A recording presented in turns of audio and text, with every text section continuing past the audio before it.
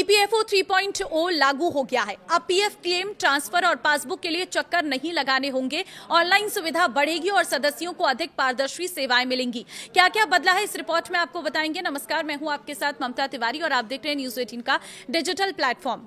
कर्मचारी भविष्य निधि संगठन ईपीएफओ ने इस महीने centralised IT enabled services cities project के तहत अपने सभी सदस्यों का डेटाबेस एक एकीकृत सेंट्रलाइज्ड प्लेटफॉर्म पर स्थानांतरित करने का काम पूरा कर लिया है। श्रम एवं रोजगार मंत्रालय के मुताबिक इससे ईपीएफओ की सेवाएं पहले से अधिक तेज, पारदर्शी और सदस्य केंद्रित बनेंगी।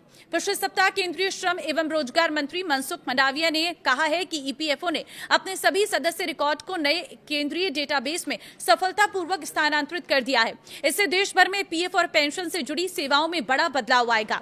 क्या है सिटीज प्रोजेक्ट, सबसे पहले वो आपको बताते हैं। Cities centralised IT enabled service का उद्देश्य ईपीएफओ की सेवाओं को आधुनिक बनाना है। इसके तहत ऑटोमेशन और नियम आधारित सिस्टम का इस्तेमाल किया गया।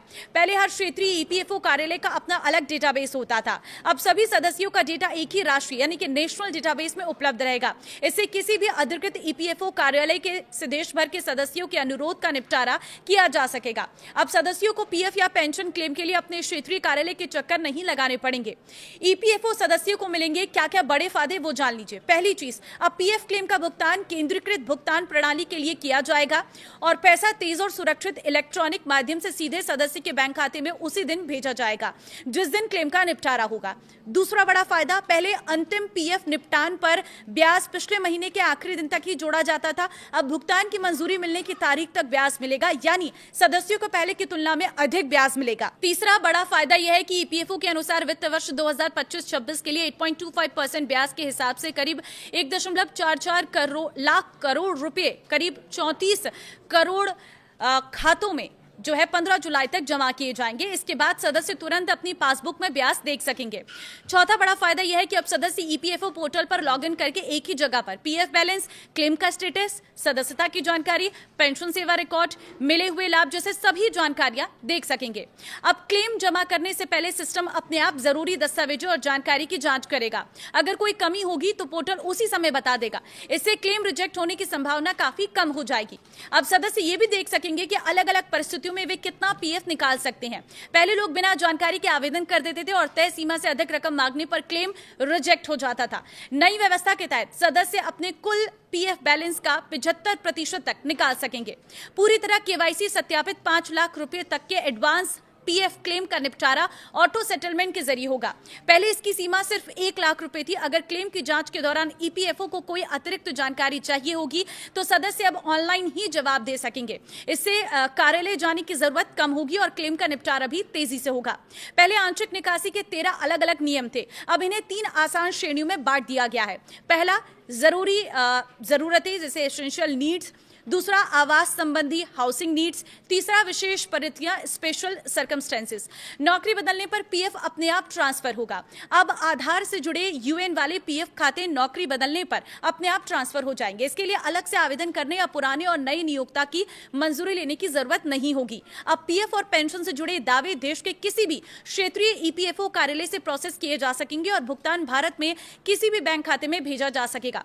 सैलरी पाने वाले कर्मचारी 2 तरीकों में से किसी भी एक तरीके से ईपीएफ बैलेंस के ट्रांसफर की रिक्वेस्ट शुरू कर सकते हैं। हालांकि उन्हें सबसे पहले अपने यूनिवर्सल अकाउंट नंबर यानी यूएएन का इस्तेमाल करके ईपीएफओ मेंबर पोर्टल पर लॉगिन करना होगा। Request for transfer of account section के जरिए यह ऑप्शन ईपीएफओ मेंबर पोर्टल के लिए ऑनलाइन सर्विसेज टैब में मिलता है और इससे आप आसानी से ट्रांसफर के प्रोसेस शुरू कर सकते हैं। मेंबर सर्विस हिस्ट्री सेक्शन के जरिए ईपीएफओ 3.0 के तहत मेंबर्स पोर्टल पर मेंबर सर्विस हिस्ट्री टैब के जरिए अपनी पिछली और मौजूदा नौकरी की जानकारी देख सकते हैं। ये section pending EPF transfer claim भी दिखाता है और अगर कोई क्लेम नहीं है तो स्टेटस नो दिखाता है। साथ ही क्लेम लिंक पर क्लिक करके फॉर्म 13 के जरिए सर्विस ट्रांसफर क्लेम करने का ऑप्शन भी देता है। अगर आपको अपना यूएन नहीं पता है तो आप अपनी लेटेस्ट सैलरी स्लिप पर नंबर देख सकते हैं या बस अपने एम्प्लॉयर से इसके बारे में पूछ भी सकते हैं। ईपीएफओ एमनेस्टी स्कीम 2026 क्या है वो भी आपको बता देती हूँ। ईपीएफओ ने एमनेस्टी स्कीम 2026 भी शुरू की है। इसके तहत आयकर अधिनियम 1961 के तहत मान्यता प्राप्त एग्जेम्प्टेड पीएफ ट्रस्ट चलाने वाले संस्थानों को अपनी कानूनी स्थिति नियमित कराने का एक बार फिर मौका मिलेगा। ये योजना 29 जून 2026 से 6 महीने तक लागू रहेगी। इस योजना का उद्देश्य उन संस्थानों को राहत देना है जिनके पास आयकर विभाग की मान्यता है लेकिन ईपीएफ कानून के तहत आवश्यक छूट नहीं है। पात्र संस्थान अपनी स्थिति नियमित कराकर भविष्य में कानूनी परेशानियों से बच सकेंगे। ईपीएफ के क्या फायदे हैं ये भी जान लीजिए। ईपीएफ सरकार की एक सेविंग स्कीम है जिसका मकसद सैलरी पाने वाले कर्मचारियों को रिटायरमेंट के बाद फाइनेंशियली सिक्योरिटी देना है।